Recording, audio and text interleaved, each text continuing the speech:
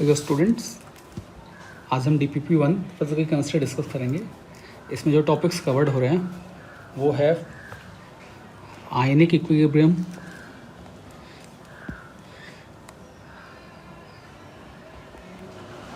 Mole concept, equivalent concept plus electrochemistry. ये 4 topics cover हो रहे हैं। ठीक है, देखिए अगला क्वेश्चन देखते हैं। अगला क्वेश्चन जो है वो मोल कॉन्सेप्ट का है और इस क्वेश्चन में मोल कॉन्सेप्ट का सवाल है और प्रॉब्लम है कि 2 सॉल्यूशन को मिक्स कर रहे हैं। पहला सॉल्यूशन है बेरियम क्लोराइड का, दूसरा सॉल्यूशन है H2SO4। बेरियम क्लोराइड और H2SO4 आपस में केमिकल रिएक्शन करके बेरियम सल्फेट का वाइट PPD बनाते हैं। अब देखो इस रिएक्शन में ये जब रिएक्शन होगी तो हमें दोनों की कॉन्सेंट्रेशन प्रोवाइडेड है, वो भी W/V में, और इनका वॉल्यूम प्रोवाइडेड है। ठीक है, अब अगर हम यहाँ पे कोई इनके बीच में केमिकल रिएक्शन देख रहे हैं तो केमिकल रिएक्शन कराने के लिए हमें इनके मोल्स की ज़रूरत पड़ेगी। ठीक है, अब देखो percentage W/V,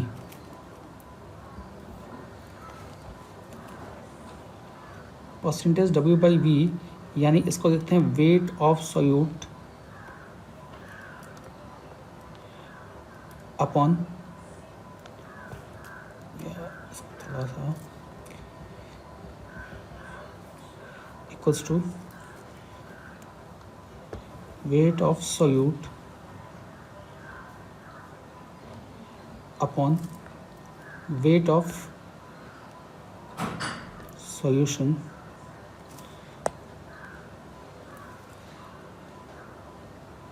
into 100।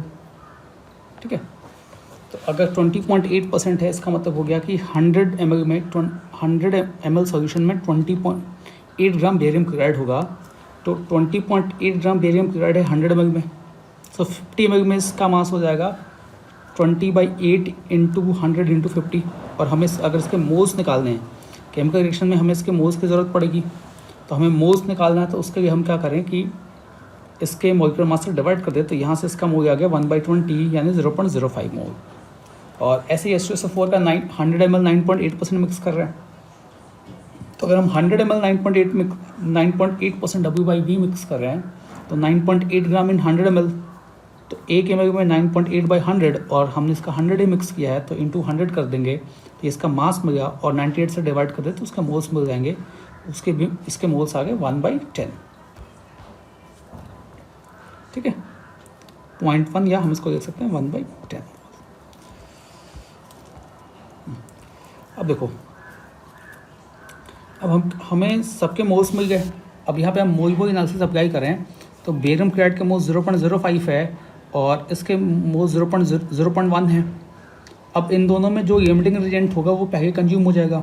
Limiting reagent पता करने के लिए हम मोल्स को कोफिशिएंट से डिवाइड करते हैं, मोल्स अपॉन कोफिशिएंट चेक करते हैं, और जिसके लिए मोल्स अपॉन कोफिशिएंट की वैल्यू कम आती है, सबसे कम आएगी, वो स्पीसीज अपनी लिमिटिंग रिएजेंट हो जाएगी। अब देखें इनमें मोल्स अपॉन कोफिशिएंट की वैल्यू सबसे कम तो बेरियम क्लोराइड के लिए आ रही है, क्योंकि 0.05/1 हो गया। तो मोल्स अपॉन कोफिशिएंट से बोल सकते हैं कि बेरियम क्लोराइड लिमिटिंग रिएजेंट है, तो रिएक्शन के बाद वो कंज्यूम हो जाएगा, तो उसके मोल्स खत्म होकर 0.05 से 0 हो गए। और H2SO4 के इनिशियली 0.1 थे, तो 0.05 खत्म हुए तो उसके 0.05 बचेंगे, और सल्फेट, बेरियम सल्फेट का 0.05 PPD बन जाएगा, और HCl के मोल्स 0.1 हो गए। अब देखो सल्फेट यहाँ 2 योग प्रोड्यूस कर सकते हैं, एक H2SO4 है, दूसरा बेरियम क्लोराइड है। बट बेरियम क्लोराइड तो PPD में चला गया, तो उससे आने वाला उससे तो H2SO4 बहुत नेग्लिजिबल आएगा, जो हम आयनिक इक्विलिब्रियम में कवर करते हैं। बट यहाँ KSP प्रोवाइडेड नहीं है, सो हम बेरियम सल्फेट से आने वाला जो सल्फेट आयन है उसको इग्नोर करेंगे, क्योंकि वो बहुत नेग्लिजिबल 10⁻⁻⁹ 10⁻⁸ के रेंज में आएगा अगर आयनिक का सवाल होता। तो H2SO4 के एक मॉलिक्यूल से 0.05, एक मॉलिक्यूल से एक आता है, तो 0.05 से सल्फेट आयन का 0.05 मोल्स आ जाएगा। अगर हमें कॉन्सेंट्रेशन निकालनी है तो moles upon volume in litre होना चाहिए, तो सल्फेट का मोल्स 0.05 और वॉल्यूम मिक्स करेंगे तो 50 ml प्लस 150 ml मिक्स होकर 50 ml प्लस 100 ml मिक्स होकर 150 ml हो गए, और उसको लीटर में कन्वर्ट कर दिया तो 1000 से डिवाइड करेंगे तो 1000 ऊपर चला गया, तो सल्फेटाइन की मोलियारिटी हो गई 0.33 m, और हमारा ऑप्शन नंबर डी सही हो जाएगा। ठीक है, चलिए नेक्स्ट क्वेश्चन देखते हैं। सेकंड सवाल, सेकंड क्वेश्चन भी मोल कॉन्सेप्ट का है, और यहाँ पर कॉन्सेंट्रेशन टर्म्स के साथ केमिकल रिएक्शन भी हो रही है। एक बहुत ही पॉपुलर रिएक्शन यहाँ यूज़ की जा रही है, वो है क्लोरीन का preparation. D block group number 17 में क्लोरीन गैस प्रिपेयर करते हैं, और ये प्रोसेस बहुत ही इम्पॉर्टेंट प्रोसेस है। जैसे क्लोरीन गैस प्रिपेयर करने के लिए हम क्या करते हैं कि NaCl को सोडियम क्लोराइड को पहले कॉन्सेंट्रेटेड सल्फ्यूरिक एसिड के साथ ट्रीट किया जाता है। सोडियम क्लोराइड को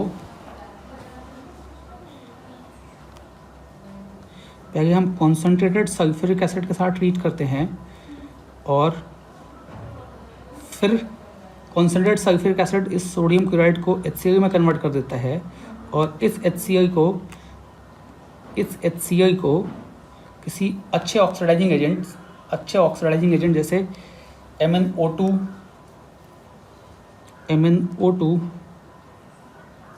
KMnO4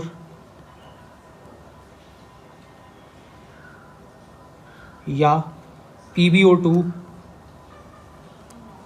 जैसे ऑक्सीडाइजिंग एजेंट्स के साथ ट्रीट किया जाता है। तो ये सारे अच्छे ऑक्सीडाइजिंग एजेंट हैं, और ये सब HCl में जो क्लोरीन -1 ऑक्सीजन स्टेट में है उसको Cl2 में ऑक्सीडाइज कर देते हैं। ठीक है, अच्छा अगर हम इसको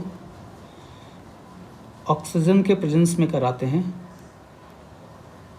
अगर हम इसको ऑक्सीजन के प्रेजेंस में ये ऑक्सीजन से ऑक्सीडाइज करें तो एक कैटलिस्ट यूज़ करते हैं कॉपर क्लोराइड, और कॉपर क्लोराइड के प्रेजेंस में ये भी Cl2 में ऑक्सीडाइज हो जाता है। ठीक है, तो ये तो रहा इस रिएक्शन के पीछे। अब देखो कर क्या रहे हैं कि हम MnO2 की हेल्प से HCl को ऑक्सीडाइज कर रहे हैं और क्लोरीन बना रहे हैं।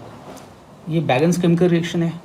क्लोरीन प्रिपेयर कितना कर रहे हैं तो 1.12 लीटर 1.12 लीटर क्लोरीन प्रिपेयर करें 1 ATM एंड 273 केल्विन, यानी ये तो कंडीशन हो गई STP की, मतलब हमने क्लोरीन प्रोड्यूस की STP पर 1.12 लीटर। तो क्लोरीन के मोल्स बता सकते हैं कि 1.12 अपॉन 22.4, क्योंकि एक मोल गैस का STP पर वॉल्यूम होता है 22.4, तो क्लोरीन के मोल्स मिल गए।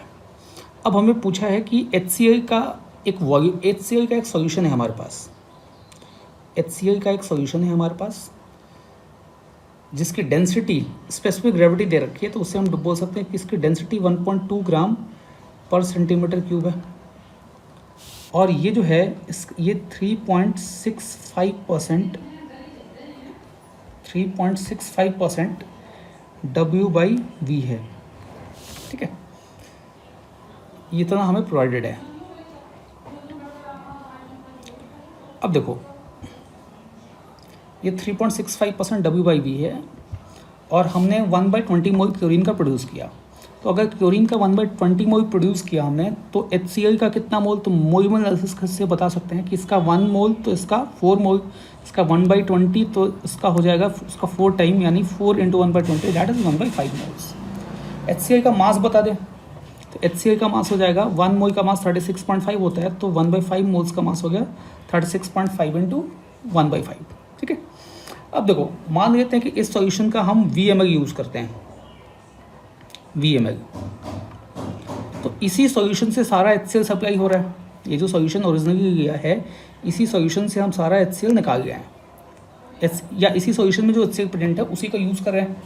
अब VML सॉल्यूशन, और हमें यहाँ W/V दिया हुआ है, तो VML सॉल्यूशन का मास हो जाएगा V × 1.2, ये तो सॉल्यूशन का मास हो जाएगा। और अगर हमें बताना हो कि उसमें कितना उसमें कितना मास है HCl का, तो जो HCl की कॉन्सेंट्रेशन 3.65% W/V है, तो उस सॉल्यूशन में HCl का मास निकाल सकते हैं कि सॉल्यूशन का मास इंटू 3.65 × 100, और अगर कैलकुलेशन हम करें तो volume of HCl is 1.66.7 m, ठीक है 7 ml। और हमारा सेकंड ऑप्शन बी ऑप्शन सही हो जा रहा है। ठीक है,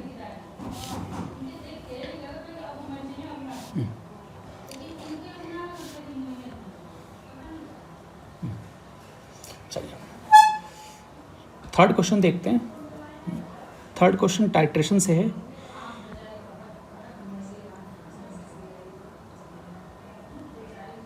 टाइट्रेशन से है। अब देखो, जैसे Fe+2 है, Fe+2 का एस्टिमेशन किया जाता है। Fe+2 अगर एक सॉल्यूशन है Fe+2 का जिसमें हमें Fe+2 की कॉन्सेंट्रेशन नहीं पता, तो कॉन्सेंट्रेशन बताने के लिए हम इसका टाइट्रेशन करते हैं। ठीक है, इस सॉल्यूशन की कॉन्सेंट्रेशन बताने के लिए हम इसका टाइट्रेशन करते हैं। और Fe+2 ऑक्सीडाइजेबल है, सो टाइट्रेशन में यूज़ करते हैं हम KMnO4। ठीक है, KMnO4 इसको ऑक्सीडाइज कर देता है +2 में, +3 में, और खुद रिड्यूस होता है +2 में। अब देखो, हमने एक Fe+2 का सॉल्यूशन लिया, इसमें ड्रॉप बाय ड्रॉप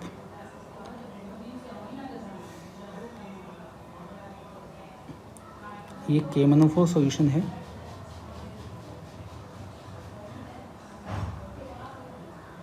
इसको ड्रॉप बाय ड्रॉप ऐड करते हैं। इसका हमें मोलैरिटी पता होता है, पहले से पता है।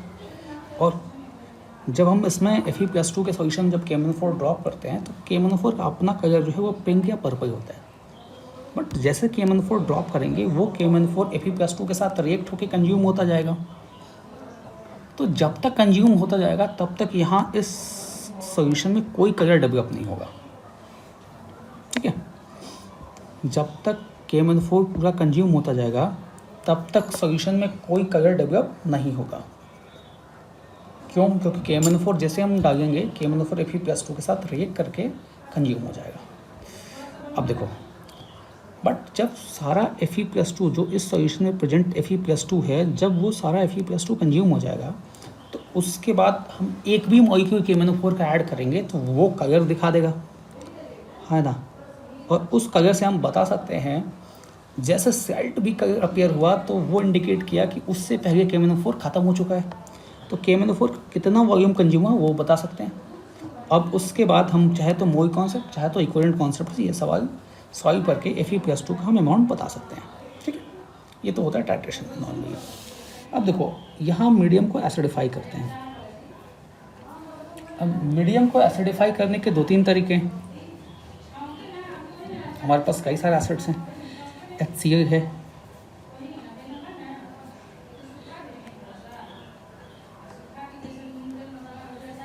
दूसरा है HNO3, तीसरा है H2SO4। अब इसमें से कौन सा ऑक्सीडाइज करेगा? HCl करेगा, HNO3 करेगा या H2SO4 करेगा? तो देखो, HCl के साथ अगर हम KMnO4 को यूज़ करते हैं, HCl के साथ अगर हम KMnO4 को यूज़ करते हैं तो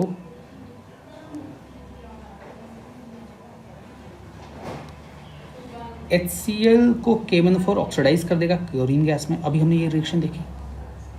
अब इस रिएक्शन की वजह से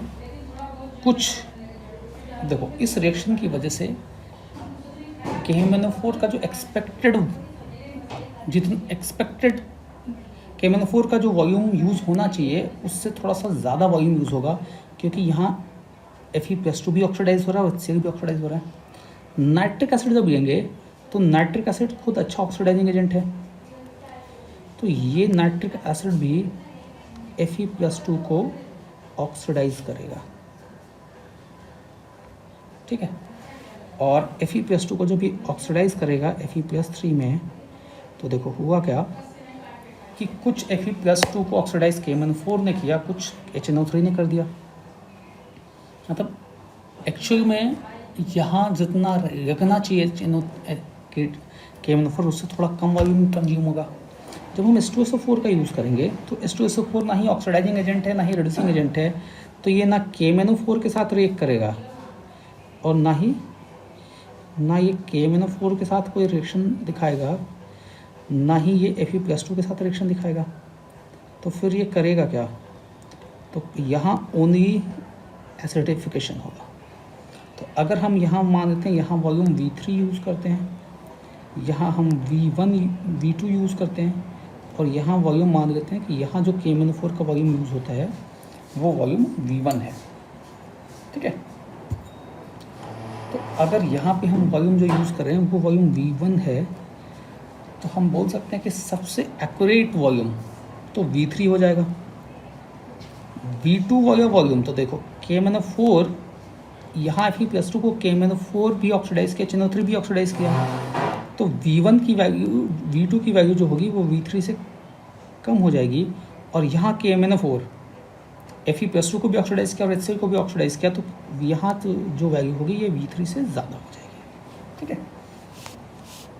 तो अब देखो इनके बाद हम ऑप्शन देखते हैं कि हम परमैंगनेट टाइट्रेशन में H2SO4 ही क्यों यूज़ करते हैं, क्योंकि HCl is a reducing agent and gets oxidized resulting into decrease in volume of KMnO4 equivalent to the reducing agent under estimation। तो ये तो बात गलत है, ये तो ज़्यादा वॉल्यूम कंज्यूम कर रहा है।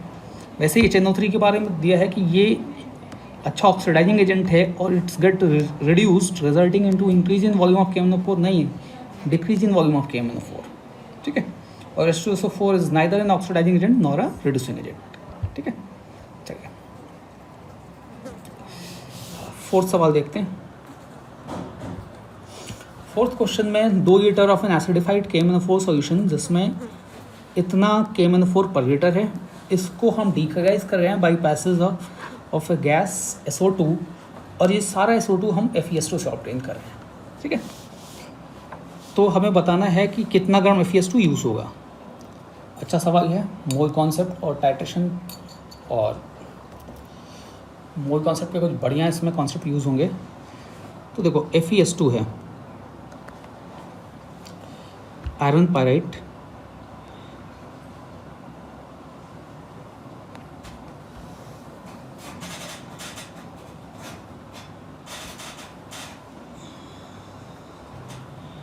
इसमें जो भी सल्फ़र था उसको हमने सल्फ़र डाइऑक्साइड में कन्वर्ट किया, इसका हमने x ग्राम ले लिया, तो इसका मास हो गया 56 प्लस, इसका मोलर मास है 56 प्लस 64 यानी 120।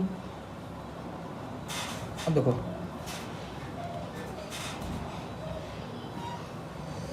जैसा कि क्वेश्चन में प्रोवाइडेड है कि सारा का सारा FeS2 जो था वो कन्वर्ट हो गया है, सारा का सारा FeS2 सल्फर डाइऑक्साइड में कन्वर्ट हो गया है। तो अगर हम इसका 1 मोल लेंगे तो सल्फर डाइऑक्साइड के 2 मोल बनेंगे, तो इसके x/120 से इसका x/60 बनना चाहिए, तो सल्फर डाइऑक्साइड का x/60 बनेगा। अब हम KMnO4 को ट्रीट कर रहे हैं सल्फर डाइऑक्साइड से एसिडिक मीडियम में, तो सल्फर डाइऑक्साइड खुद ऑक्सीडाइज हो जाएगा SO4-2 में और KMnO4 रिड्यूस हो जाएगा Mn+2 में। वैलेंसी फैक्टर देखें तो KMnO4 +7 से +2 में जा रहा है, तो इसका वैलेंसी फैक्टर 5 हो गया और इसका वैलेंसी फैक्टर 2 हो गया। अब हम इक्विवेलेंट कॉन्सेप्ट का यूज़ करके लगा सकते हैं कि equivalents of KMnO4 equals to equivalents of sulphur dioxide, ठीक है। अब देखो ये इक्विवेलेंट्स ऑफ सल्फर डाइऑक्साइड के बराबर है और इसका यूज़ करके हम x निकाल सकते हैं, ठीक है। देखो हमें यहाँ पे KMnO4 का वॉल्यूम दे रखा है कि सॉल्यूशन का वॉल्यूम 2 लीटर है और 1 लीटर सॉल्यूशन में 1 लीटर सोल्यूशन में 1.58 ग्राम KMnO4 है, तो 2 लीटर में KMnO4 1.58 इंटू 2 हो जाएगा। ठीक है, तो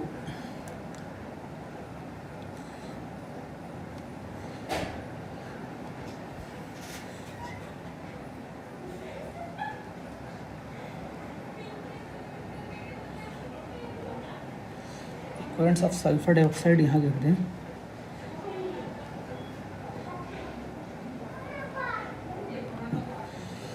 अब देखो, तो हम इसका यूज़ करके कह सकते हैं कि भाई यहाँ पर ये हो जाएगा 2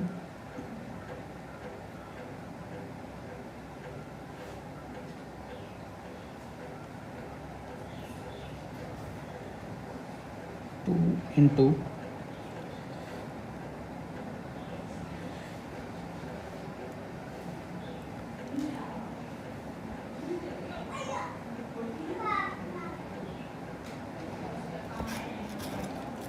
1.58 और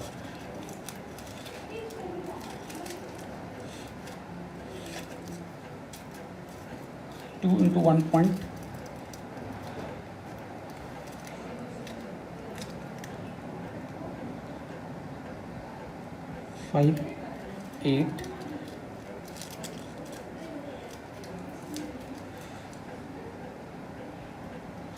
डिवाइड बाई 1.58 158 और इसका वैलेंसी फैक्टर 5 है, और यहाँ से हम देख सकते हैं x/60 और इसका वैलेंसी फैक्टर है 2। इसको सॉल्व करके x निकाल सकते हैं। ठीक है, x निकालेंगे तो x की वैल्यू 3 आ जानी चाहिए। जैसे यहाँ सीधा सीधा कैलकुलेशन 2 कैंसिल हो गया, 2 कैंसिल हुआ, और 1.58 को जब हम 158 से मल्टीप्लाई करेंगे तो यहाँ से वैल्यू आ जाएगी 1/100, और 5 से कैंसिल कर दिया तो ये हो गया 20, और यहाँ से 20 से 60 को कैंसिल किया, यहाँ से x की वैल्यू 3 आ जाएगी। ठीक है, चलिए नेक्स्ट सवाल देखते हैं। ये भी इक्विवेलेंट कॉन्सेप्ट का सवाल है। क्वेश्चन में है कि एक सर्टेन वॉल्यूम ऑफ हाइड्रोक्सी अमीन है जिसको हम बॉयल करते हैं एक्सेस ऑफ FeCl3 से, और रिडक्शन हो रहा है Fe+3 का Fe+2 में, और फिर हम Fe+2 आयंस को K2Cr2O7 के साथ सॉल्यूशन के साथ ट्रीट कर रहे हैं। मतलब पहले हमने Fe+2 को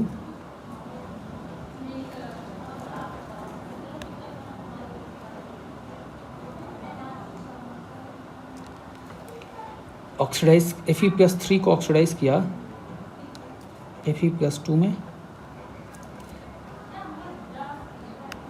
और फिर इस Fe+2 को रिड्यूस कर दिया, रिड्यूस किया हमने Fe+3 से Fe+2 में, फिर इस Fe+2 को ऑक्सीडाइज कर दिया हमने Fe+3 में। ये काम हमने NH2OH की हेल्प से किया।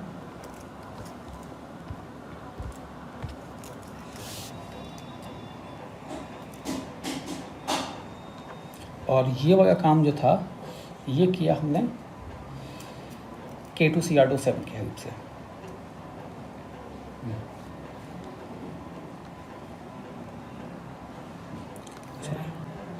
ये काम किया हमने NH2OH की हेल्प से, और ये काम किया हमने K2Cr2O7 की हेल्प से। अब देखो इस दोनों में Fe+2 Fe+3 Fe+2 से में गया, और फिर +2 से +3 में चला गया। तो दोनों में हम देखेंगे कि दोनों में जो चेंज आ रहा है, ऑक्सीडेशन स्टेट में जो चेंज आ रहा है वो दोनों में 1 का है। तो अगर दोनों में ऑक्सीजन स्टेट का चेंज 1 का आ गया है, यानी दोनों में Fe+2 का वैलेंसी फैक्टर सेम है। ठीक है, बात समझ में आई? दोनों की दोनों जब ऑक्सीडाइज भी हो रहा है और रिड्यूस भी हो रहा है, तो दोनों में Fe का वैलेंसी फैक्टर सेम है, और है कितना, तो 1 के बराबर। तो इक्विवेलेंस ऑफ Fe+3 3 लिखें या इक्वेलेंट्स ऑफ Fe+2 लिखें, दोनों n के बराबर है। अच्छा, यहाँ पर इक्वेलेंट्स ऑफ इस रिएक्शन में इक्वेलेंट्स ऑफ Fe+3 जो है equals to equivalents of NH2OH होना चाहिए, और यहाँ पर इक्वेलेंट्स ऑफ Fe+2 जो है वो होना चाहिए इक्वेलेंट्स ऑफ K2Cr2O7। ठीक है, अब K2Cr2O7 खुद रिड्यूस होगा, K2Cr2O7 खुद रिड्यूस होगा Cr+3 में,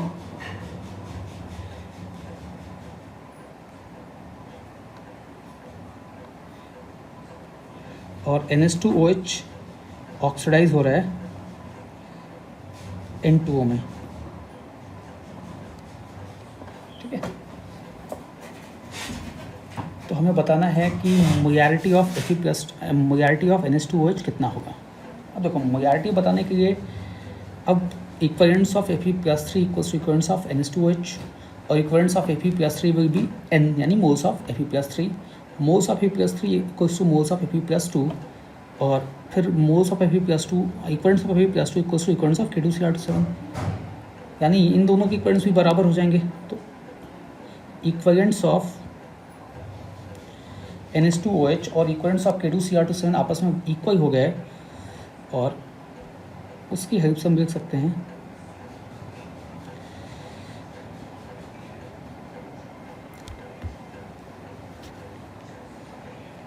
कि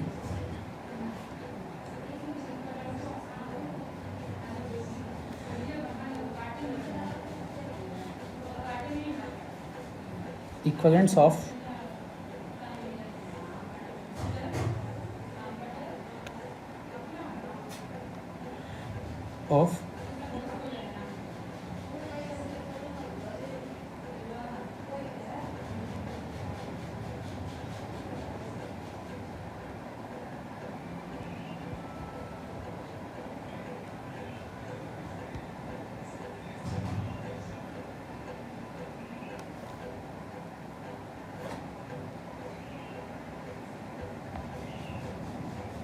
ठीक है,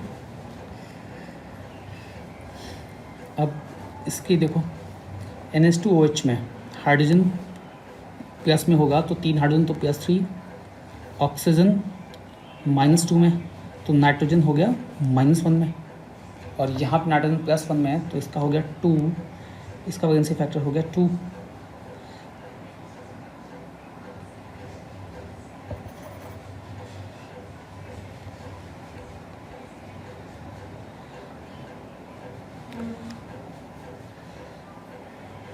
और इसको लिख सकते हैं 2 into molarity of NH2OH into volume of NH2OH, और इसमें लिख देंगे यहाँ पे वैलेंसी फैक्टर 6 है, वैलेंसी फैक्टर 6 है, तो 6 into molarity of K2Cr2O7 into volume, दोनों का वॉल्यूम बराबर है तो वॉल्यूम कैंसिल हो जाएगा, तो यहाँ फाइनली बचेगा 2 into molarity of NH2OH equals to 6 into molarity of K2Cr2O7 that is 0.5,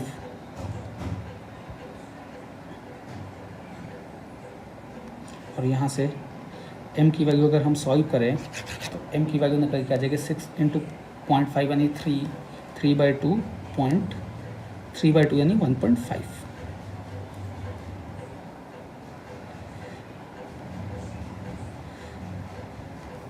यानी ये हो गया ए ऑप्शन। ठीक है, 6 देखते हैं। क्वेश्चन नंबर 6 में अननोन सैंपल है जिसको हमने वाटर में डिजॉल्व किया और उसको टाइट्रेट किया हमने HCl के साथ। ठीक है, इस टाइट्रेशन में हम 2 इंडिकेटर्स यूज़ कर रहे हैं, एक बार फेनोल्फथालीन यूज़ किया जा रहा है, और फेनोल्फथालीन के साथ टाइट्रेशन करने के बाद जो रिजल्टिंग सोल्यूशन है उसमें उसको फिर टाइट्रेट कर रहे हैं हम मेथल ऑरेंज के साथ। ठीक है, तो पहले हमने अननोन सैंपल को X लिखा, फेनोल्फथालीन के साथ जब टाइट्रेशन हो रहा है इसका, तो फेनोल्फथालीन के साथ टाइट्रेशन के बाद जो बनी स्पीसीज उसको वाई लिख दिया, और मेथाइल ऑरेंज के बाद जो बना उसको हमने जेड लिख दिया। ठीक है, अब देखो फेनोप्थलीन के साथ जब यूज़ किया HCl तो उसका वॉल्यूम Vp यूज़ हुआ, मेथाइल ऑरेंज के साथ जब यूज़ किया तो Vm यूज़ हुआ, और ऐसा मेंशन है कि Vp इक्वल्स टू Vm, तो दोनों का वॉल्यूम बराबर यूज़ हो रहा है। ठीक है, तो अब इसमें से अननोन सैंपल में कौन सी स्पीसीज़ नहीं हो सकती। तो देखो सबसे पहली स्पीसीज़ Na2CO3 है। Na2CO3 को जब टाइट्रेट करेंगे फेनोप्थलीन के साथ तो फेनोप्थलीन के प्रेजेंस में वो NaCO3 में जाता है, और मेथाइल ऑरेंज के प्रेजेंस में अगर टाइट्रेट किया जाए NaCO3 को तो फर्दरवर्स 2CO3 में जाता है। अब देखो यहाँ पे देख रहे हैं कि एक H+ रिप्लेस हो रहा है, कार्बोनेटाइन को एक H+ एक्सेप्ट कर, कार्बोनेटाइन यहाँ पे एक H+ एक्सेप्ट कर रहा है, और यहाँ बाइकार्बोनेट एक H+ एक्सेप्ट कर रहा है। तो दोनों में इसके जितने मोल्स होंगे N, तो उसके भी उतने ही मोल्स प्रोड्यूस होंगे N, और इसके अगर N मोल प्रोड्यूस हुए तो अगली रिएक्शन में इसके N मोल ही कंज्यूम होंगे। ठीक है, दिख रही है ये बात, यानी NaCO अगर Na2CO3 है तो दोनों का 1:1 यहाँ अगर से का VMl यूज़ होगा तो यहाँ पे VMl यूज़ होना चाहिए। सेकंड में जब हम equimolar mixture of NaOH Na2CO3 और NaHCO3 लेंगे, देखो NaOH अगर ट्रीट करेंगे फेनोप्थलीन के साथ, फेनोप्थलीन के प्रेजेंस में, तो NaOH को जो हम फेनोप्थलीन के प्रेजेंस में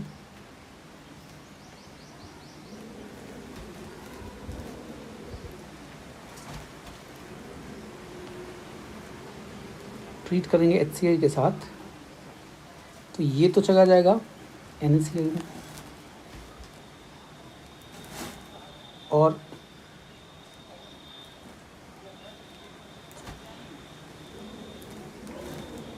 NaHCO3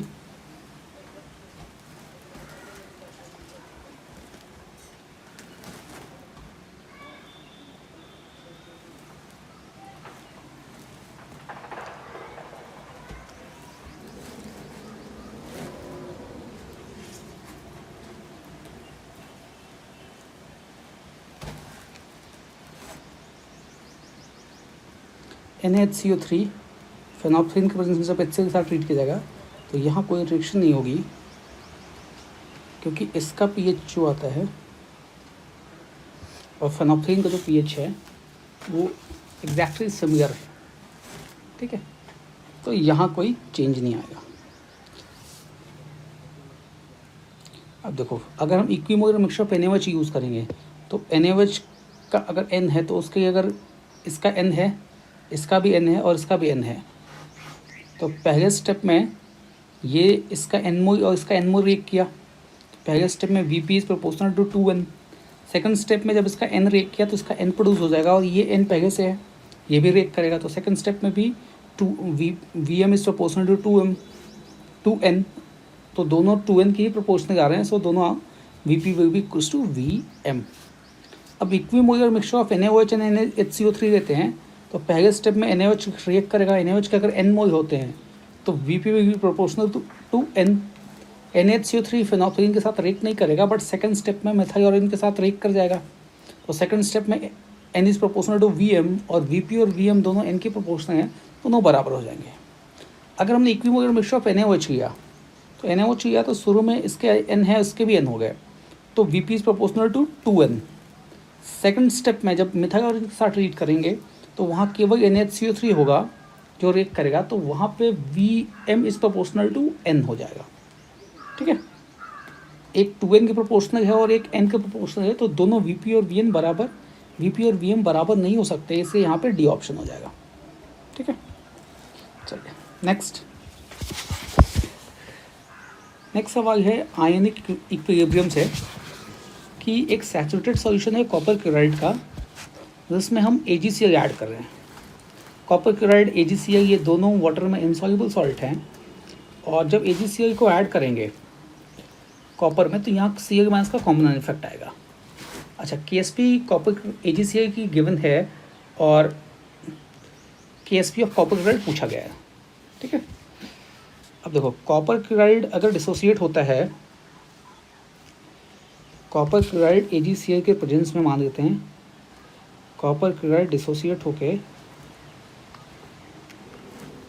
copper plus Cl minus बनाता है, Ag प्लस की प्रेजेंस में इससे मोल्स आ गए x, और इसके भी मोल्स, इसकी भी सॉरी इसकी कांस्टेंट x, इसकी भी x हो जाएगी, ठीक है।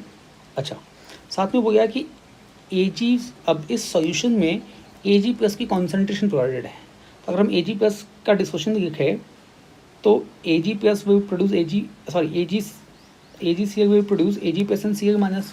Ag प्लस की कॉन्सेंट्रेशन हो गई 1.6 इंटू 10⁻⁷, और Cl माइनस x यहाँ से आ गया, तो यहाँ Ag प्लस अगर 1.6 इंटू 10⁻⁷ प्रोड्यूस हो रहा है, तो इस रिएक्शन से भी Ag प्लस 1.6 इंटू 10⁻⁷ प्रोड्यूस होगा, और x यहाँ से हो गया, तो नेट HCl माइनस हो गया 1.6 इंटू 10⁻⁷ प्लस x, यहाँ पे भी लिख दें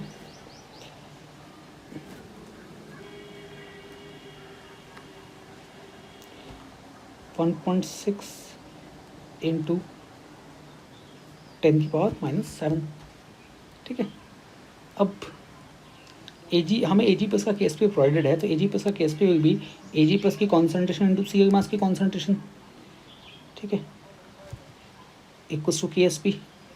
अब देखो यहाँ से देखेंगे तो 1.6 कैंसिल हो गया, तो इसकी वैल्यू आ गई 1.6 into 10⁻⁷ plus x equal to 10⁻3। So 1.6 into 10⁻⁷ को x के रिस्पेक्ट में इग्नोर कर सकते हैं, ये बात समझ में आ रही है। 1.6 इंटू 10⁻⁷ प्लस x को प्लस x की वैल्यू आ रही है 10⁻3, सो हम 1.6 इंटू 10⁻⁷ को इग्नोर कर सकते हैं, सो x की वैल्यू आ गई 10⁻3, और x अगर 10⁻3 x की वैल्यू 10⁻3 होती है, और इसको हम इग्नोर कर रहे हैं 1.6 इंटू 10⁻7 को, क्योंकि ये 10⁻3 और ये 10⁻7 है, डिफरेंस बहुत ज़्यादा है। सो यहाँ से हम देख सकते हैं KSP of Ag copper chloride will be 10⁻6, ठीक है। नेक्स्ट सवाल आते हैं।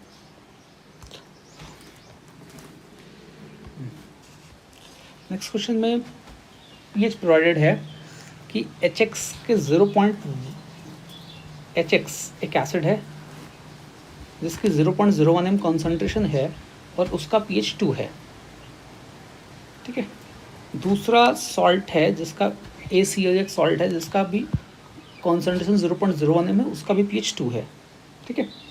अब देखो एसिड की कॉन्सेंट्रेशन 10⁻⁻2 है और pH आ रहा है 2, मतलब H प्लस की कॉन्सेंट्रेशन भी 10⁻2 हो गई, यानी एसिड पूरा का पूरा डिसोसिएट हुआ है। तो अगर एसिड पूरा डिसोसिएट हुआ, इसे कंक्लूड कर सकते हैं कि एसिड जो है वो स्ट्रॉन्ग एसिड है। सॉल्ट को जब देखेंगे तो सॉल्ट के सॉल्यूशन का pH 2 आ रहा है, मतलब सॉल्ट इज एसिडिक, यानी यहाँ पे केटानिक हाइड्रोसिस हो रही है, और केटानिक हाइड्रोसिस में लिखेंगे A प्लस वाटर से AOH प्लस H प्लस बन गया। अब यहाँ पे भी बोल दिया कि इसका भी pH 2 है, इसका भी pH 2 है, मतलब हाइड्रोसिस के बाद H प्लस की कॉन्सेंट्रेशन 10⁻2 यानी 0.01 हो गई। A प्लस अगर 0.01 m है और H प्लस 0.01 m फॉर्म हो रहा है, मतलब ये ऑलमोस्ट सारा A प्लस कंज्यूम हो गया, सारा A प्लस हाइड्रोलाइज हो गया, और इसकी कंसेंट्रेशन नेग्लिजिबल हो गई, और AOH और H प्लस ये हो गए 0.01 और 0.01। अब अगर इसका KH लिखा जाए, देखेंगे KH will be 0.01 into 0.01 upon एक बहुत छोटी वैल्यू, यानी यहाँ से तो बोल सकते हैं कि KH इज़ ग्रेटर देन 1, और अगर KH इज़ ग्रेटर देन 1 तो हम लिखते हैं KH is KW upon KB, तो इसकी वैल्यू भी ग्रेटर देन 1 होनी चाहिए, यानी KB इज़ लेस देन 10⁻14, यानी base is very very weak, even base का जो KB है that is less than KW of water, ठीक है। क्वेश्चन नंबर 9, इसमें H3PO4 को ट्रीट किया जा रहा है NaOH के साथ। H3PO4 एक ऑक्सी एसिड है और इसमें P double bond O, OH, OH और OH, इसमें 3 OH ग्रुप्स हैं। अब इसके मिलीमोल्स H3PO4 की नॉर्मेलिटी है 0.06, तो H3PO4 की मोलारिटी हो जाएगी 0.02। तो H3PO4 की मोलारिटी है 0.02।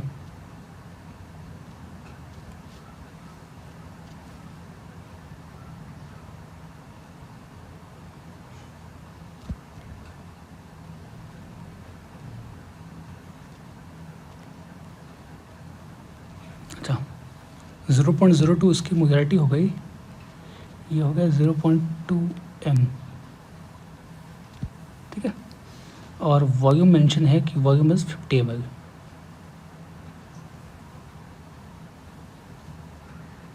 अब देखो इसमें अगर हम इसके मोल्स देखें तो मोल्स हो गया 0.2 इंटू 50, या मोल्स की बजाय हम इसके मिलीमोल्स देखें तो 0.2 इंटू 50, यानी ये हो गया 10 मिलीमोल, ठीक है। अब H3PO4 के 10 मिलीमोल हो गए। NaOH के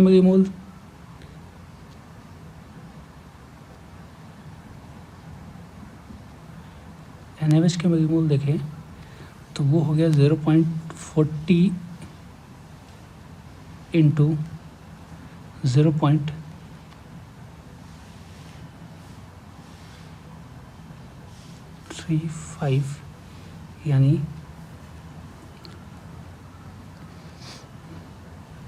40 इंटू 0.35, 4,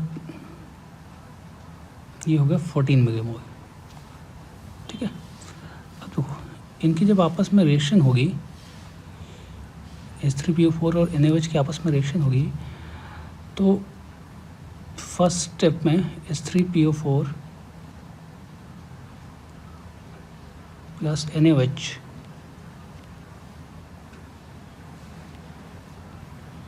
ये आपस में रिएक्ट करके NaH2PO4 बनाएंगे और वाटर बनाएगा, ठीक है। H3PO4 के मिलीमोल यहाँ पर 10 है और इसके मिलीमोल 14 है, तो ये कम्प्लीटली कंज्यूम, और ये 4 मिलीमोल बचेगा और यहाँ इसका 10 मिलीमोल बच गया।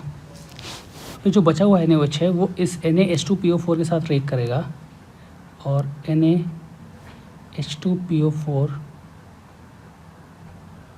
प्लस NaOH ये आपस में रिएक्ट करके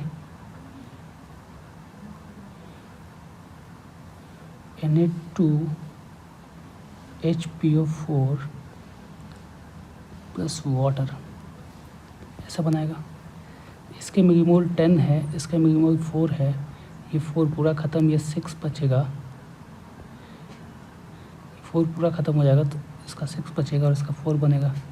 अब देखो ये तो बफर हो गया जिसमें ये एसिड है और ये इसका कॉन्जुगेट बेस है। बफर का पीएच बताना हो तो pH इक्वल्स टू pK। अब pK यहाँ pKa हमें यहाँ सेकेंड वाली लेना है और pKa2 लेना पड़ेगा, तो pKa2 इज़ 8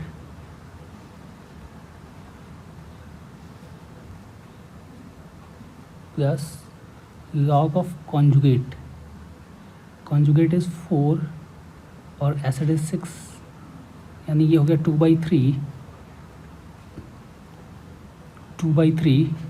log 2 इज़ 0.3 और माइनस 0.477 यानी माइनस 0.18, यानी ये वैल्यू आ गई 7.62, सॉरी 7.82, और ये हमारा डी ऑप्शन हो गया, ठीक है।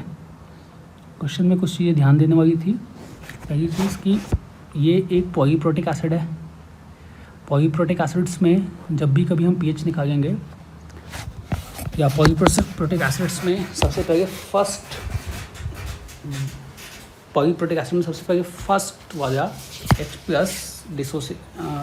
रिमूव होगा, और जब सारे एसिड का फर्स्ट H+ रिमूव हो जाएगा उसके बाद सेकंड, और जब सारे का सेकंड रिमूव हो जाएगा उसके बाद थर्ड H+ रिमूव होता है, ठीक है। और अगर NaOH एक्सेस में होता NaOH का अमाउंट काफ़ी ज़्यादा होता और इतना ज़्यादा होता कि NaOH निकल जाए, तो हम एक सिंगल स्टेप में रिएक्शन लिख सकते थे कि H3PO4 प्लस NaOH और सीधा प्रोडक्ट बना सकते थे Na3PO4, ठीक है। बट यहाँ ऐसा नहीं है। NaOH का जो अमाउंट है 3 टाइम्स ऑफ H3PO4 से कम है, तो तीनों एसिडिक एच नहीं निकल पाएगा। एक फर्स्ट एसिडिक एच तो सबका रिमूव हो जाएगा, उसके बाद 4 मिलीमोल का सेकेंड एसिडिक एच भी निकल जाएगा और बाकी का 6 मिलीमोल का केवल 1 एसिडिक एच निकल पाएगा। लेट अस सी क्वेश्चन नंबर 10। क्वेश्चन नंबर 10 में हमें AS2O3 का सॉल्युबिलिटी प्रोडक्ट प्रोवाइडेड है और हमसे ऐसा बोला है कि ये सॉल्यूशन 50% डिसोसिएटेड है, ठीक है। और इसका सॉल्युबिलिटी प्रोडक्ट प्रोवाइडेड है और हमसे पूछा जा रहा है कि सॉल्युबिलिटी ऑफ सॉल्ट बताओ, ठीक है। अब देखो दो चीज़ें हैं, एक तो डिज़ोल्व होना, दूसरा डिसोसिएट होना। तो मोलर सॉल्युबिलिटी का रिलेशन जो है S इज सॉल्युबिलिटी, ये डिज़ोल्व होने से है। S को हमने मोलर सॉल्युबिलिटी मान लिया, तो ये किससे है, तो ये डिज़ोल्व होने से है। अब डिसोसिएट होना मतलब जैसे एसिटिक एसिड वाटर में डिज़ोल्व होता है और कुछ डिसोसिएट होता है। NaCl वाटर में 100% डिज़ोल्व NaCl अगर कहा जाए स्ट्रॉन्गली अट्रैक्टेड, तो डिज़ोल्व भी 100% हो जाता है, ऑलमोस्ट 100% डिसोसिएट भी हो जाता है। AS2O3 यहाँ पे जो केस दिया है वो इसका इंटरमीडिएट केस है, ऐसा मेंशन किया है कि AS2O3 डिज़ोल्व होता है और जितना डिज़ोल्व होता है उसका 50% ही डिसोसिएट होता है। तो अगर उसका ये 50% डिसोसिएट होता है तो 2AS plus 3 plus 3O-2 form करेगा। और अगर इसकी सॉल्युबिलिटी S है, मोलर सॉल्युबिलिटी अगर S है, तो डिज़ोल्व होने के बाद ये 2S बनाना चाहिए था। अगर डिज़ोल्व होकर कंप्लीट डिसोसिएट हो जाता तो ये 2S बनना चाहिए था और ये 3S बनना चाहिए था, पर 50% ही डिसोसिएट हो रहा है तो उसका आधा हाफ ही बनेगा और ये हाफ बनेगा, ठीक है। अब देखो अगर हम KSP देखें तो KSP विल बी 2S/2, यानी S का स्क्वायर और 3S/2 का क्यूब इक्वल्स टू 108 इंटू 10⁻⁹ था, तो उसको हम 10 कर रहे करें यहाँ से, तो ये S स्क्वायर यहाँ S क्यूब, तो S की पावर 5 और ये 3 का स्क्वायर 9, फिर 3 27 से इसको कैंसिल करें तो 4 टाइम हो गया, और 2 का क्यूब यानी 4 इंटू 2 का 4 इंटू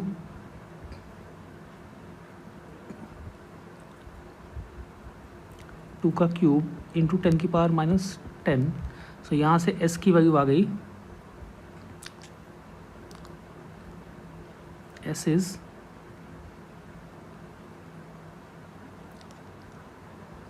अगर हम 5th रूट ले गए, S की वैल्यू हो गई 2 इंटू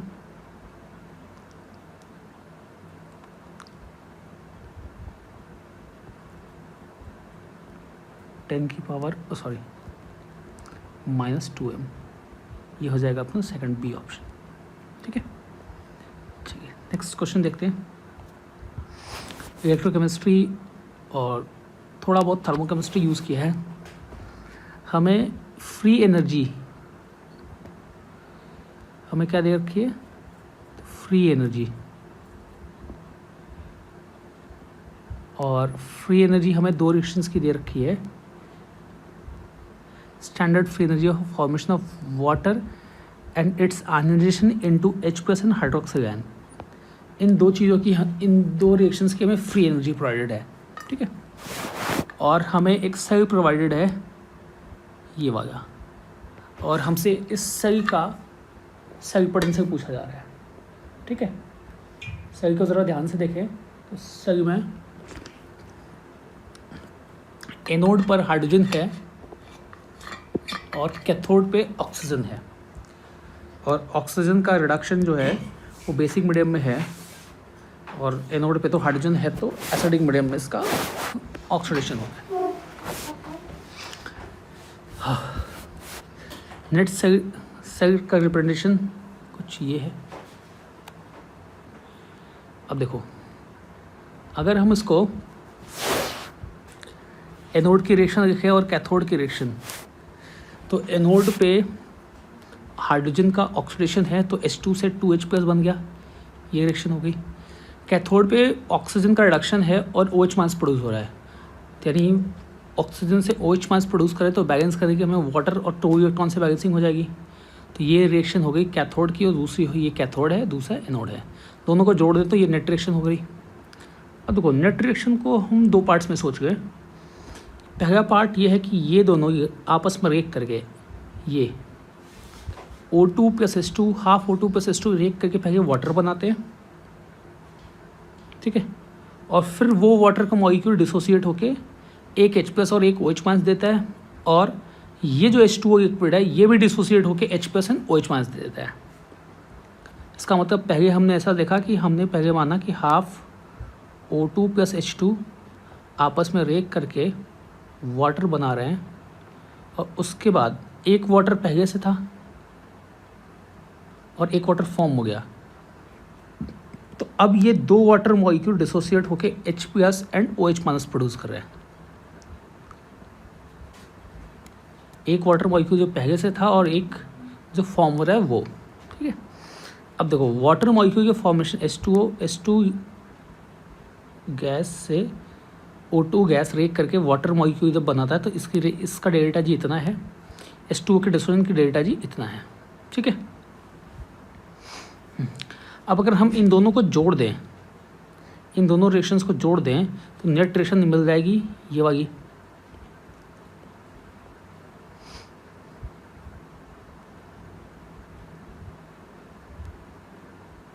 हेलो, अगर हम इन दोनों रिएक्शंस को जोड़ दें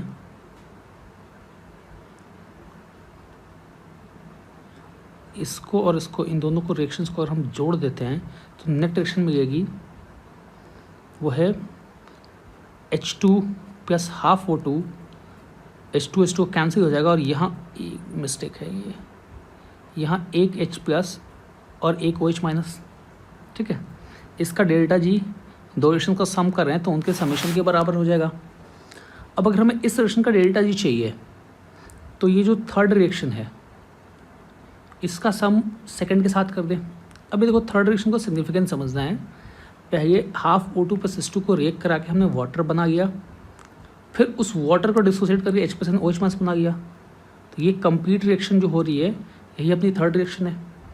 और फिर ये वाटर जो है इसको भी डिसोसिएट करके H प्लस OH माइनस बना लिया, तो 2 moles of H plus and OH minus बन जाएगा। तो फर्स्ट रिएक्शन सेकेंड रिएक्शन और थर्ड रिएक्शन को जोड़ दें तो हमें नेट रिएक्शन मिल जाएगी, हाँ है ना। ये नेट सेल रिएक्शन ये वाली मिल जाएगी। अब नेट सेल रिएक्शन मिल गई तो नेट सेल रिएक्शन का डेल्टा जी नॉट मिल जाए, तो डेल्टा जी नॉट को हम इक्वेट कर दें, delta G not equal to minus NF E not, और n की वैल्यू और f की वैल्यू पुट कर दें।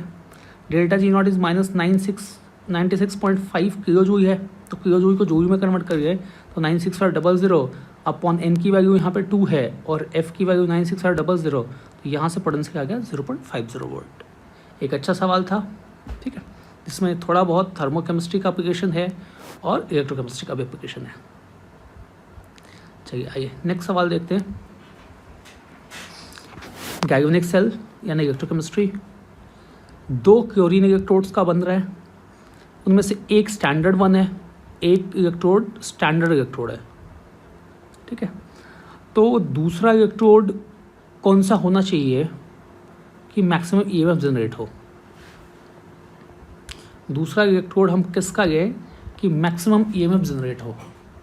अब देखो, क्लोरीन का 2 क्लोरीन इलेक्ट्रोड का अगर गैल्वेनिक सेल बना रहे हैं और उसके बाद उसमें से एक स्टैंडर्ड है और एक के लिए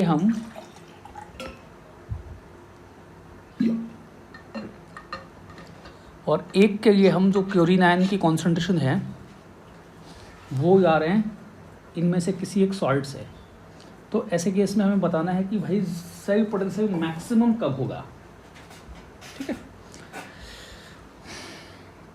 देखते हैं, चलिए हमने नेट रिएक्शन लिखी।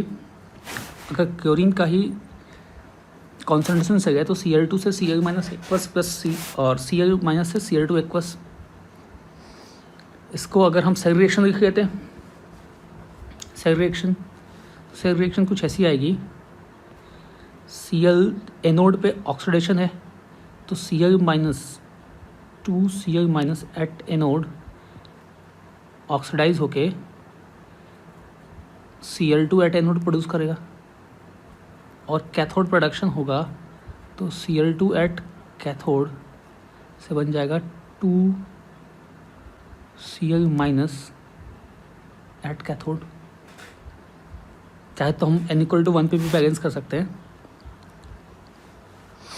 अच्छा, हमें गैस के प्रेशर के बारे में कुछ नहीं बोला है, तो गैस का प्रेशर तो हम 1 मान लेंगे और उसके हिसाब से कॉन्सेंट्रेशन बता सकते हैं। अब देखो ये कॉन्सेंट्रेशन से है तो इसका E0 तो 0 हो जाएगा, तो ई सेल का एक्सप्रेशन लिखेंगे कि E cell is equal to minus 0.059 upon. अच्छा, अगर हम इसको n=1 पे बैलेंस करते हैं, अगर हम इस रिएक्शन को n=1 पे बैलेंस करें, n=1 पे बैलेंस करेंगे तो Cl minus at anode oxidise होके half Cl2 at anode produce करेगा, और Cl2 half Cl2 at cathode reduce होके Cl minus at cathode put करेगा। तो अगर हम इसका ई सेल लिखेंगे तो E cell equal to E0 cell 0, concentration cell है इसलिए E0 cell 0 minus 0.059 upon 1 log product में Cl minus at cathode upon Cl minus at anode, Cl minus at anode. अब देखो इसकी वैल्यू अगर मैक्सिमम करनी है तो अब इसकी वैल्यू मैक्सिमम होने के लिए इस लॉग वाली की वैल्यू मिनिमम आनी चाहिए, है ना? बात समझ में आई? तो अगर हमें ई सेल की वैल्यू मैक्सिमम रखनी है तो यहाँ जो लॉग में टर्म आ रहा है इसकी वैल्यू मिनिमम आनी चाहिए, या अगर हम इसको ऐसा लिखते हैं 0.0591 लॉग माइनस को अंदर ले गया, Cl माइनस एट कैथोड की बजाय Cl माइनस एट एनोड ऊपर हो गया upon Cl minus at cathode नीचे हो गया। ठीक है, अब देखो माइनस को अंदर कर दिया तो अब कह सकते हैं कि भाई इसकी वैल्यू मैक्सिमम आनी चाहिए, यानी एनोड पे अच्छी खासी कॉन्सेंट्रेशन हो, कैथोड पे एकदम कम हो, तभी ये वैल्यू मैक्सिमम आएगी। यानी एनोड जो होना चाहिए वो तो स्टैंडर्ड वाला बना दें और कैथोड जो है वो बना लें जिससे सबसे कम आए। तो सबसे कम देखो किससे आ रहा है, तो 0.1 हम HCl लेंगे तो भाई HCl से तो 0.1 आ जाएगा, और स्पैरेंगली सॉल्युबल सॉल्ट लेंगे तो उससे तो कम आएगा। अगर हम PbCl2 लेते हैं तो सॉल्युबिलिटी अगर ये S मान लिया जाए तो ये 4s³ टाइप है, सो S की वैल्यू 10⁻² के आसपास आ जाएगी। अगर हम AgCl लेते हैं तो S की वैल्यू HCl माइनस की वैल्यू रूट ऑफ Ksp के बराबर हो जाएगी। अगर हमें कैथोड मिनिमम कॉन्सेंट्रेशन चाहिए कैथोड पे, तो अब देखो HCl पहला ऑप्शन जो A है, इस A ऑप्शन में HCl है, तो HCl से H प्लस Cl माइनस की कॉन्सेंट्रेशन आ गई 0.1। B अगर देखें तो सैचुरेटेड सॉल्यूशन ऑफ PbCl2 है, PbCl2 की Ksp हो जाएगी 4s³ इक्वल्स टू 12 इंटू 10⁻⁻6, यहाँ से S आ गया √3 इंटू 10⁻⁻2m, और Cl माइनस की कॉन्सेंट्रेशन इसकी डबल हो जाएगी 2√3 इंटू 10⁻⁻। सी ऑप्शन देखें, सी ऑप्शन में सैचुरेटेड सॉल्यूशन ऑफ AgCl है, तो AgCl में Ksp is Ksp will be equal to S², और that is 1.8 into 10⁻⁻10, so S की वैल्यू आ जाएगी √1.8 इंटू 10⁻⁵m। अभी तक तो सबसे कम कॉन्सेंट्रेशन AgCl के केस में आई। चलिए नेक्स्ट देखते हैं, डी ऑप्शन। डी ऑप्शन है saturated solution of Hg2Cl2। Hg2Cl2 का 1.4 इंटू 10⁻18 दे रखी है। HgCl2 कैल्यूमल डिजॉल्व होके Hg22+ देता है, Hg+2 देता है और Cl-, तो इसका केस भी कुछ इतना आ जाएगा। और यहाँ से दिख ही रहा है कि ये वैल्यू 10⁻6 के रेंज में, S की वैल्यू 10⁻6 के रेंज में आएगी। और अगर 10⁻6 में आती है तो सबसे कम C केस में है, तो अपना सबसे ज़्यादा पोटेंशियल डी ऑप्शन के केस में आएगा। चलिए देखते हैं क्वेश्चन नंबर 13 इलेक्ट्रोकेमिस्ट्री का सीधा सवाल। 1 gram metal M+2 is discharge by passage of इतना। तो अगर M+2 में हम 2 इलेक्ट्रॉन पास करें तो ये M बना देगा, ठीक है। अब इलेक्ट्रॉन का नंबर दिया हुआ कि 1.81 इंटू 10⁻22 इलेक्ट्रॉन। तो अगर हम इसके मोल्स निकालें तो मोल्स निकालने के हम 6.022 से डिवाइड कर दें इंटू 10⁻23। इतना मोल इलेक्ट्रॉन पास करने पे 1 ग्राम डिजॉल्व हो रहा है। 1 ग्राम मेटल डिस्चार्ज हो रहा है, तो मेटल का मोल हो गया कितना, तो 1 इसका मोलिकुलर मास m0 मान लिया। अब मोल लगा लिया, मोल एनालिसिस कर रहे हैं, तो इसका 1 तो इसका 2 होना चाहिए, तो इसका 1/m, तो इसका दोगुना होना चाहिए। तो 1.81 into 10⁻22 upon 6.022 into 10⁻23 equals to इसका 1/m, इसका 1 मोल तो इसका 2 मोल होना चाहिए, इसका x मोल तो इसका 2x होना चाहिए, इसका 1/m0 तो ये हो जाना चाहिए 2/m0। यहाँ से हम m0 निकाल सकते हैं, ठीक है, डायरेक्ट कैलकुलेशन करके निकाल सकते हैं। अच्छा, इस क्या करें, इसको 22 को 10⁻21 कर रहे हो और एक डेसिमल इधर शिफ्ट कर रहे हो। डेसिमल जब आप इधर शिफ्ट करेंगे तो ये 18 हो जाएगा और ये 3 से कैंसिल हो जाएगा, 3 से 2 टाइम कैंसिल हो गया, सॉरी 6 से 3 टाइम कैंसिल हो जाएगा। और यहाँ 10⁻21 बचा और ये आ गया 3/10⁻21, तो ये 10⁻2 हो गया, इसको 2/m0। सो m0 की वैल्यू हो गई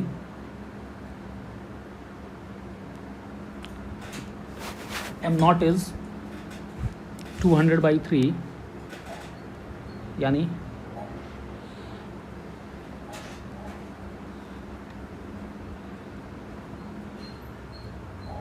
m0 की वैल्यू हो गई 200/3 और 200/3 हो गया C ऑप्शन, ठीक है। तो मेटल का जो मोलर मास है दैट इज अप्रॉक्सीमेटली 66.7।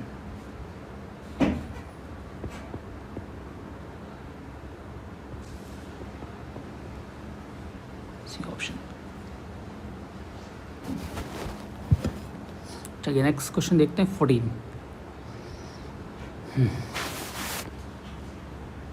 14 क्वेश्चन भी इलेक्ट्रोकेमिस्ट्री से, कंडक्शन वाले पार्ट से। ऐसा कहा जा रहा है कि 0.2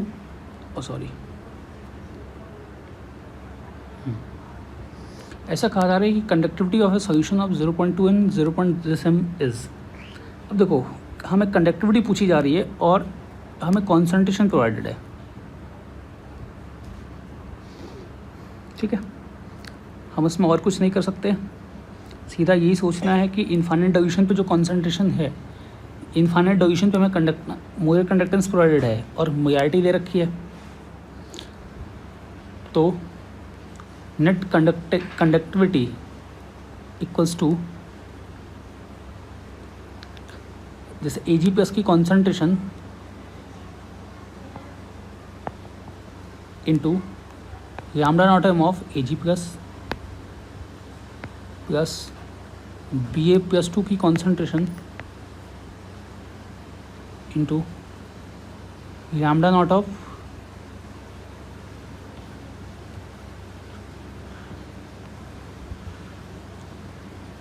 lambda naught of B A plus 2 plus nitrate ion की concentration into lambda naught of नाइट्रेटाइन।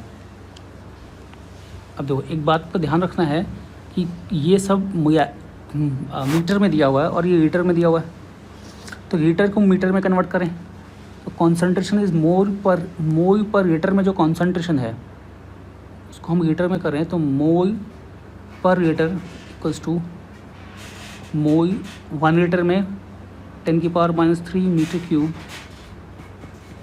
यानी 10³ मोल पर मीटर क्यूब। ठीक है, और क्रॉस मल्टीप्लाई करके निकाल सकते हैं। देखो Ag प्लस की कॉन्सेंट्रेशन है 6 × 10 Ag प्लस की कॉन्सेंट्रेशन 0.2 और ये हो गया 6 × 10⁻³ तो 0.2 × 10⁻³ इंटू 6 × 10⁻³ अगर इसमें हम पुट करते हैं तो अब ये हो गया m को मोल पर लीटर की बजाय मोल पर मीटर क्यूब में करते हैं तो 0.2 × 10⁻³ इंटू 6 × 10⁻³ यानी ये वैल्यू तो हो गई 1.2।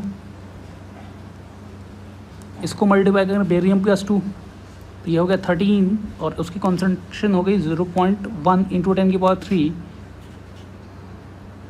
तो ये वैल्यू आ गई 1.3 प्लस अगर हम नाइट्रेट का देखें तो नाइट्रेट यहाँ से 0.1 m से इसकी कॉन्सेंट्रेशन 0.2 m हो जाएगी और इधर से 0.2 यानी 0.4 और 7 × 10⁻³ से मल्टीप्लाई कर तो ये 2.8 और सम कर दे तो ये आ गया 5.3। ठीक है, तो ए ऑप्शन। ठीक है, क्वेश्चन नंबर 15 देखते हैं। हम टाइट्रेशन कर रहे हैं और इस टाइट्रेशन में मोलर कंडक्टेंस का वेरिएशन दिया हुआ है हमें कि मोलर कंडक्टेंस का वेरिएशन कुछ ऐसा है। अब देखो वॉल्यूम ऑफ बी का वॉल्यूम ऐड करते जा रहे हैं तो हमें दिख रहा है कि ये ग्राफ पहले डिक्रीज़ कर रहा है फिर फ्लैट जा रहा है। तो ये जो पॉइंट आता है इसको कहते हैं इक्विवेलेंस पॉइंट और इक्विवेलेंस पॉइंट के बाद मोलर कंडक्टेंस में कोई चेंज नहीं आ रहा, वो एकदम स्ट्रेट निकल जा रहा है। इसका सीधा मतलब है कि जो इलेक्ट्रोलाइट ऐड किया जा रहा था वो इक्विवेलेंस पॉइंट के बाद उसका कोई डिसोसिएशन नहीं हो रहा है। इक्विवेलेंस पॉइंट से पहले तो वो रिएक्शन कर रहा था और इक्विवेलेंस पॉइंट के बाद उसका कोई डिसोसिएशन नहीं हो रहा है, यानी जो ऐड कर रहे हैं इलेक्ट्रोलाइट बी वो वीक होना चाहिए। तो ये स्ट्रॉन्ग है, ये भी स्ट्रॉन्ग है, ये भी अच्छा। Ag2SO4 थोड़ा सा हल्का सा इनसॉल्युबल कैटेगरी में आता है। एसिटिक फॉर्मिक एसिड सबसे वीक है, यानी ये दोनों हो सकते हैं। ठीक है, अच्छा NaOH का जब हम NaOH प्लस एसिटिक एसिड जब हम रिएक्शन लिखेंगे तो NaOH, अब देखो सॉल्यूशन है NaOH का और इसमें हम drop by drop acetic acid add कर रहे हैं। जब ड्रॉप बाय ड्रॉप हम एसिटिक एसिड ऐड करेंगे, सॉरी मिस्टेक, एसिटिक नहीं formic acid, drop by drop formic acid add करेंगे तो ये रेक करके Na प्लस HCOO माइनस और वाटर फॉर्म करेगा। अब देखो इनिशियली सॉल्यूशन में NaOH था, NaOH से Na प्लस और OH माइनस था और टाइट्रेशन के बाद OH माइनस की जगह आ गया फॉर्मेटाइन। एनायंस में सबसे ज़्यादा मोलर कंडक्टिविटी OH माइनस की होती है और कैटायंस में सबसे ज़्यादा मोलर कंडक्टिविटी H प्लस की होती है। तो यहाँ एक सब मैक्सिमम कंडक्टिविटी वाले आयन एक लोअर कंडक्टिविटी वाले आयन से रिप्लेस हो रहा है। सो इस NaOH सॉल्यूशन की मोलर कंडक्टिविटी डिक्रीज़ करेगी और जब इक्विवेलेंस पॉइंट आएगा उसके बाद ये स्ट्रेट निकल जाएगा। तो यहाँ पे अपना सी ऑप्शन हो जाएगा। ठीक है, आई बात समझ में?